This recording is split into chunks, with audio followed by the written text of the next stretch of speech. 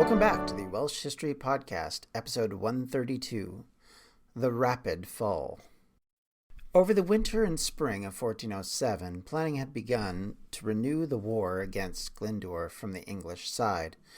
Backed with a peace treaty effectively with the French, financing and consistent men and supplies coming from the Parliament, King Henry now felt secure in his position and able to do what he wanted to do, which was enforce the war. So he turned to his son, Prince Henry, who had at this point become one of the better leaders on the side for the English, and his abilities on the field, which would show in France less than a decade later, was being used to good effect in Wales. Owain Glyndŵr to date had been able to ward off English assaults by using an attack and fade technique, which largely avoided bigger sieges and conflicts where superior numbers of the English could be used against them to good effect. However, the only time this changed was when the Welsh had help from their French allies. But of course, that had ceased to be reality, and a lot of his protection and ability to carry out these military raids and defeating or at least sapping the supply lines of the English had dried up. Glyndŵr had in the meantime built up an apparatus of government based from former English fortified towns and castles on the coasts of the north and west of Wales. The two key fortresses in his hands had been Aberystwyth, which resides near the Abbey of Strataflorida, the monastery which was key to the old Gwynedd kings, and as well his seat of power, which was in Harlech Castle, a foreboding building built on the edge of a cliff face and something incredibly difficult to take, as has been proven in the past. Both castles were built by King Edward during the subjugation of Gwynedd, and in the case of Harlech, as mentioned, was extremely difficult to defeat. But if the English were going to win this war, or at least walk away with some type of win condition, they needed to stamp out the Welsh control of these key points. Welsh independence was already in danger, and launching attacks here would put even more pressure on Owain. It would also effectively cut off the head of the government. If 1406 was quiet, it was broken in the spring of 1407 by men marching across the midsection of Wales. Prince Henry and thousands of troops marched in with one of Glyndŵr's major mid-Welsh castle towns, Aberystwyth, as we mentioned, and we're told he brought with him 538 pounds of gunpowder, 971 pounds of saltpeter, and 303 pounds of sulfur. The almost 20-year-old prince had brought with him siege engines, 600 men-at-arms, 1,800 archers, and likely a number of other men not accounted for in the record. But the other most important weapon he brought were cannons. Cannons had been a feature in Britain for about 80 years at this point, being used by the English in 1327 against the Scots for the first time that we have in recorded history. But this was really the first use of them on the island as proper siege weapons. The English would use the cannons to affect and destroy walls and buildings. While cannons were used at least since the 12th century in China and spread from there around to the west, they'd never really been used effectively to deal with fortifications. They would change warfare dramatically over the next 70 years as they would become much more important to the attackers because of how effectively they could deal with these fortifications. Part of this was, of course, the early uses of them were not necessarily originally meant to hurl massive rounds at buildings. In some cases, there were arrow mounts that were placed in them and used to fire those. In some cases, they just fired stones, very similar to the other types of siege weapons like catapults and trench bows and things of that nature. So they weren't radically different to this point. This would all start to change, of course, as the late medieval era continued and as we moved into early modern Europe, to the point where cannons would be functionally unrecognizable from what the Chinese had been using back in the 12th century. This would force defenders, of course, to create more and more elaborate fortifications to counter these batteries, and also to create their own artillery pieces, which would then deal with these various other artillery. One could say that we still live in this age of modern artillery, as it owes a great deal to this invention. Hand cannons and arquebuses, what would be considered small personal weapons, were still either in very early development or too expensive for most battlefields at this stage. The use of them, such as placing what effectively looked like a little cannon on top of a pole, they weren't very mobile, they were heavy, they were hard to load, and their effectiveness, even going into, I would say, late early modern Europe, was still debatable at this point. And if you didn't have a lot of them, their ability to affect a battlefield was still pretty minor. And they would, of course, much like the cannon, start to appear with more and more frequently from this point onward, however, until they became general use in commonplace warfare from about the 17th century onward. The wars between the Islamic Ottomans and the Eastern Roman Empire, who are commonly, but mistakenly called the Byzantines, would come to an end in the mid-15th century due to the pounding on the walls and the destruction that was placed on the massive fortified city of Constantinople. They would actually defeat it with the cannons that they would use in these long siege battles that would be fought that would effectively just destroy them. Of course, the other thing that was used quite effectively during siege warfare, something I think we may or may not have talked about in the past, is there would be people who would, as they call it, undermine the castle walls. So what they would do, in effect, is they would dig under the castle walls in tunnels, set explosives under these walls, and then light the explosives. And of course, when those would go off, it would destabilize the walls, and the walls would start to crumble. And that's where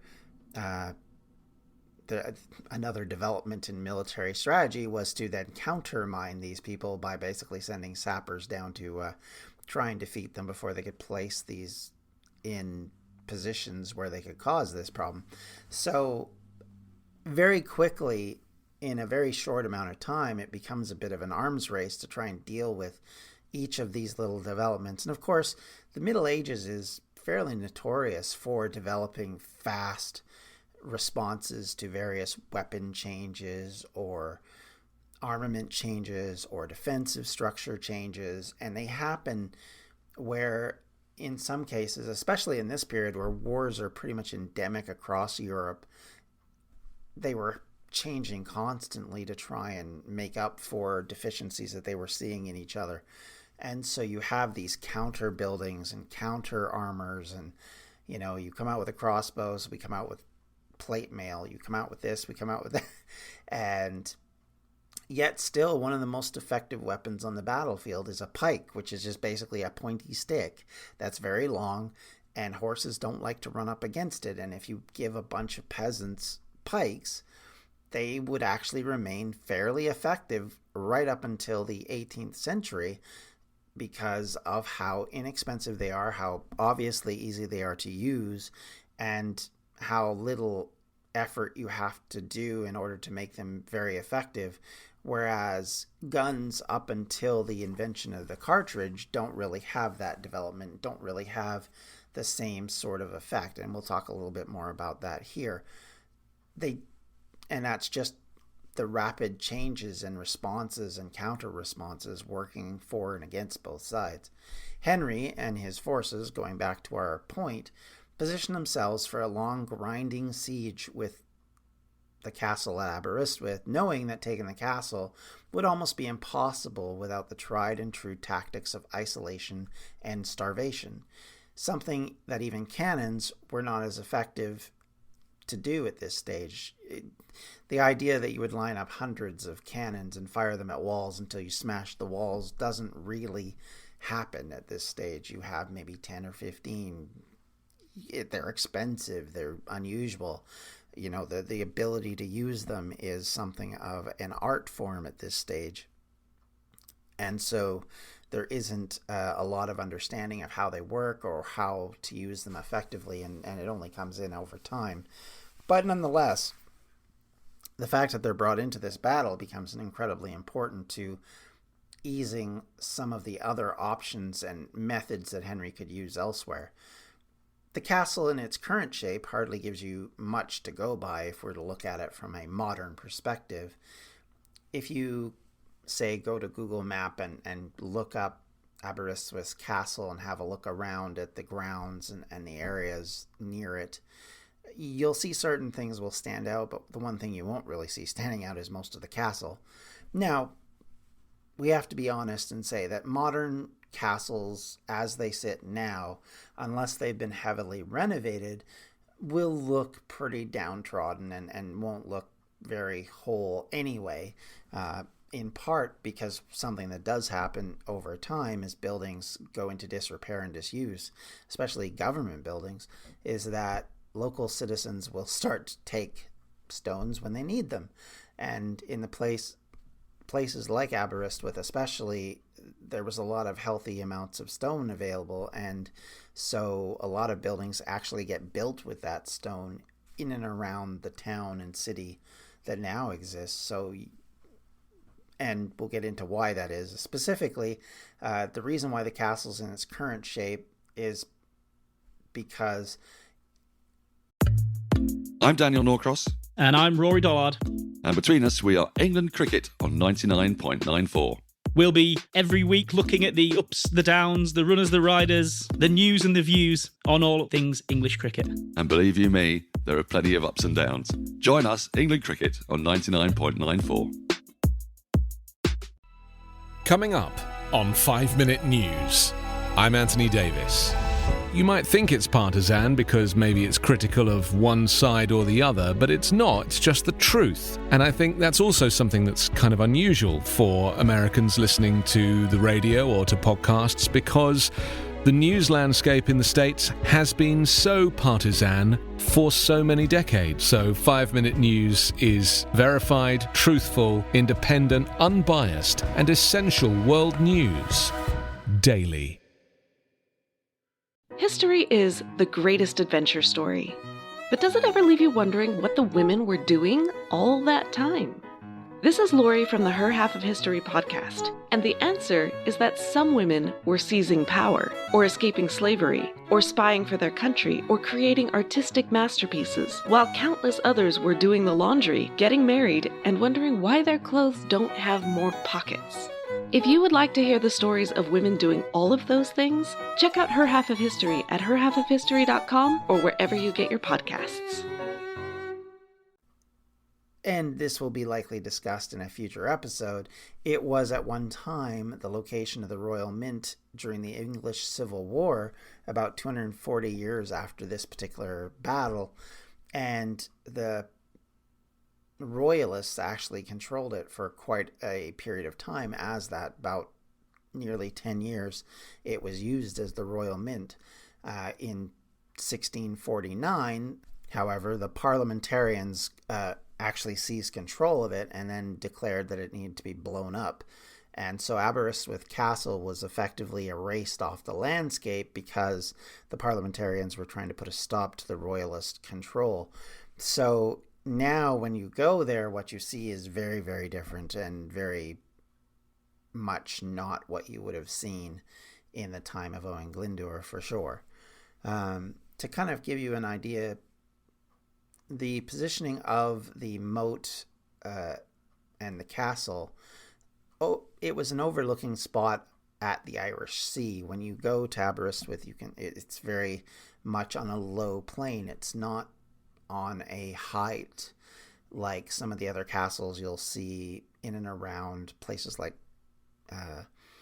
even Swansea to a degree, but Swansea Castle is kind of similar in the fact that it is elevated, but it's not elevated super high, and it is close to the Bristol Channel. So obviously that's in part because one of the things you're trying to interdict is people traveling past you via the big watery thing.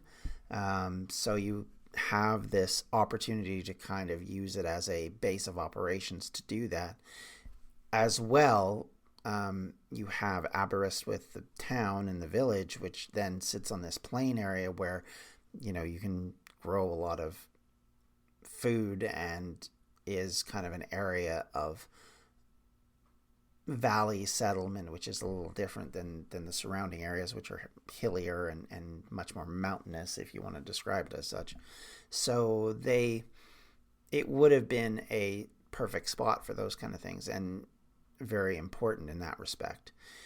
It also happened to be a border village between powerful Welsh kings in both the north and the south, and often fell to one or the other depending on who was in decline or ascendancy.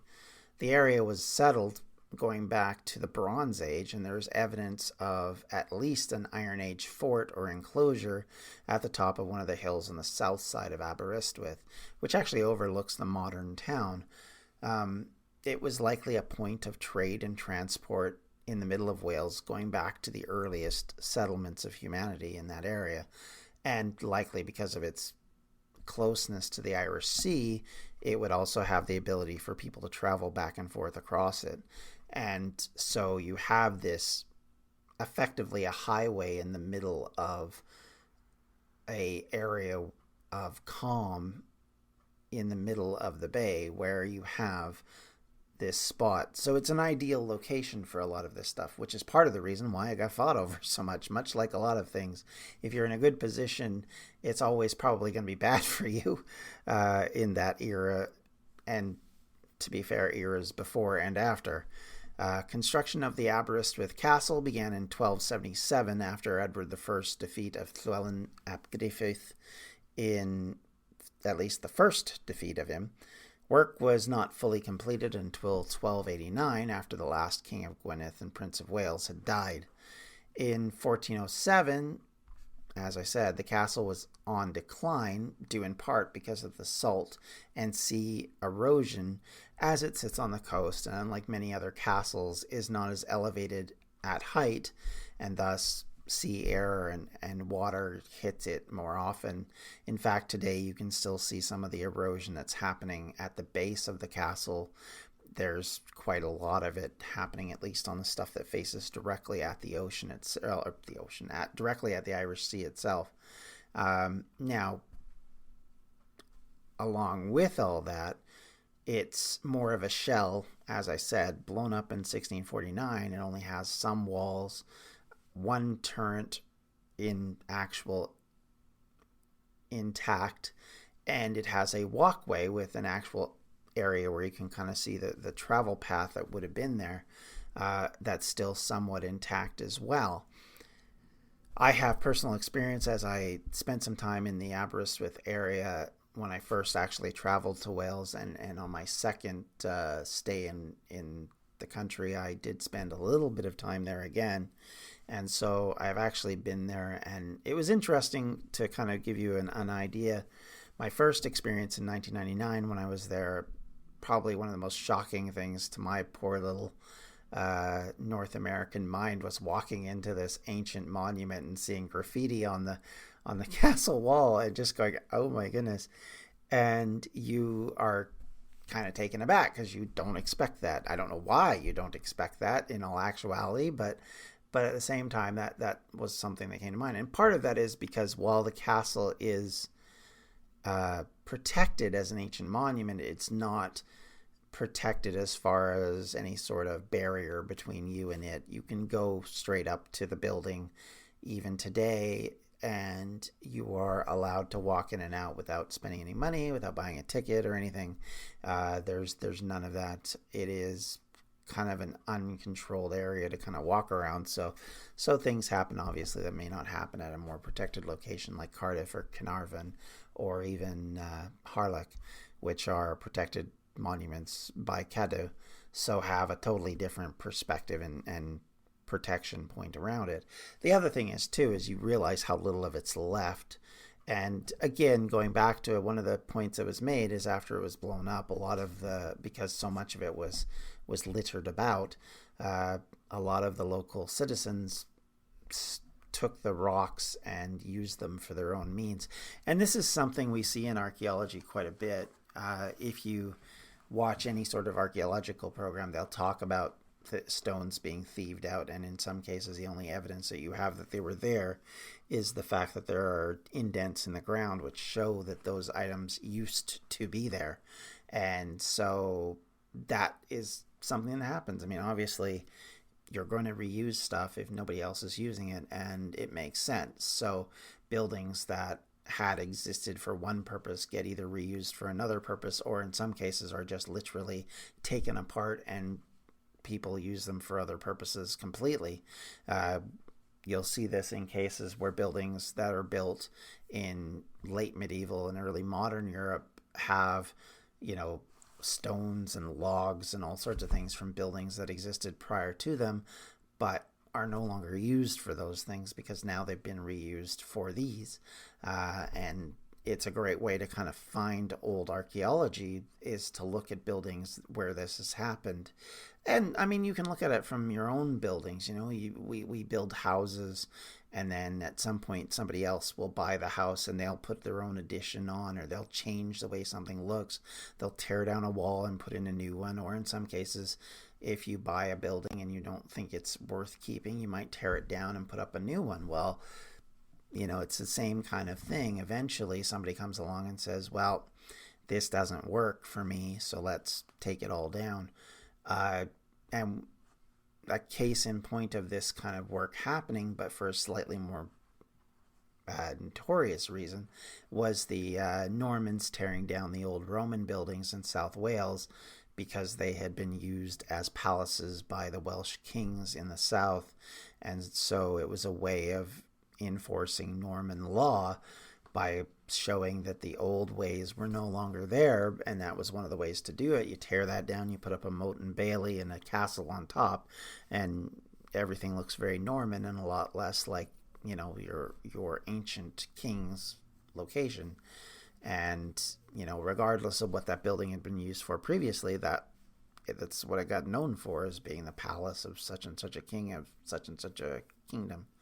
And all of that, of course, is something that we see even today, where buildings are, in some cases, torn down, reused, rebuilt. Facades are kept, but the inside's completely redone. It's very common, but nonetheless, when you see the castle, you put it in that context, and it gives you an understanding of kind of what's going on. And to be fair, if you're someone who has a leaning towards Welsh independence, especially in that era, maybe you look at that as a good thing, because those castles were symbols of your subjugation. And so I know in some cases that's been a big political discussion in Wales about these castles and their purpose, and what effectively the symbol of them is, and how often they are used to be a symbol of oppression. And so, again, going back to a discussion which is very commonplace nowadays, is how do you respect history while also respecting the damage that history may have done, and how you respond to it. So this is something that if you're not in Wales, it's not something you really think about. You think of these castles, you think, wow, they're really cool and really interesting and really neat and really old. But if you think about it from a different perspective, it suddenly becomes much more of a, maybe this isn't the greatest thing in the wide world. So all of these things being what they are, we now go back to our story. Henry had demanded this surrender of the castle, I should say, Prince Henry. A story was maintained in the annals that Rhys the Black, who was sort of in charge of the castle, was sent north to ask Owain if he could submit to the English and surrender. Owain was said to have told him that he would cut his head off if he did that, and that anybody who surrendered would die. And Owain was said to have made a show of this by actually coming to Aberystwyth. Now, we don't necessarily feel that this is actually a likely story. In fact, there's a lot of suggestions to say that it's actually apocryphal.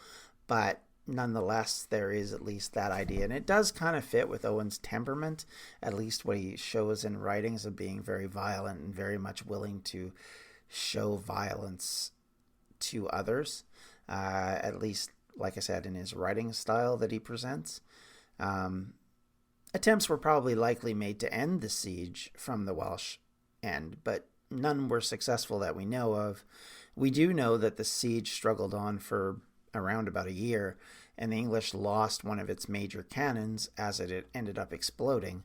One of the hazards of these early cannons is that they were not always manned by people who were familiar with them, and everything that had to be loaded in proper ways and proper means and proper measurements. Otherwise, bad things would happen.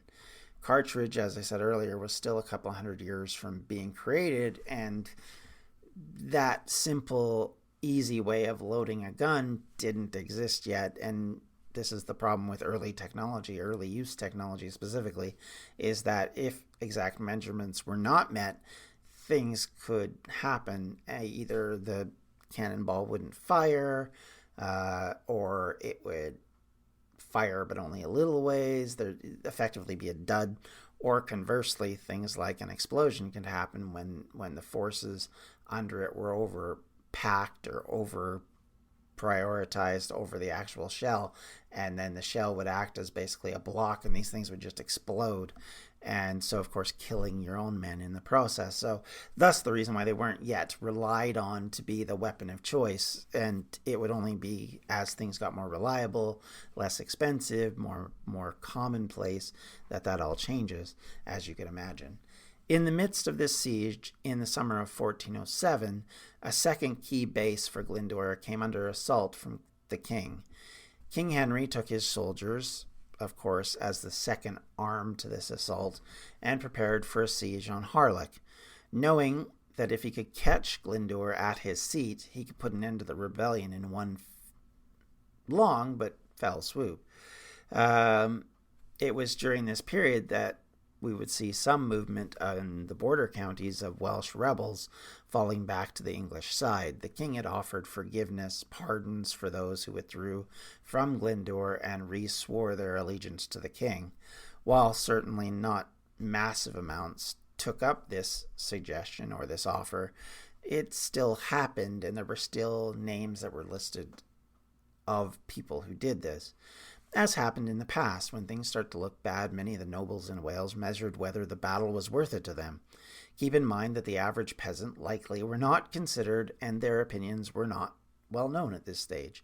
The fact that Glyndŵr remained supported for years after this period, maintaining some form of rebellion, even if it was only a minor little scuffle, shows that at least to some extent there were people who supported his thinking and his attitude, and would remain loyal long after there was sense to even do so. The fact that Owain could do little to stop or halt these troop movements into the extreme west of his country, effectively right up to his western border, likely showed that his ability to control events was slipping away, and in effect, the end was nigh, and we're not far from it. And this is where things start to go fully badly for Owain, and we are at the downside to this independence and revolt. And thank you for listening. Thank you for being a part of this podcast, for your help and assistance, for your questions and comments, for your support via any method of support that you give. I really appreciate it. And if you have questions, comments, and concerns, you can always reach me at the Welsh History Podcast at gmail.com. I'm on Twitter at Welsh History Pod. I'm also on Facebook at facebook.com/Welsh History Podcast. Thank you, everybody, for listening. Have yourselves a great day. We'll talk to you next time. See ya. Bye. This has been a Distractions Media production. For more information, you can check out everything we do at distractionsmedia.com.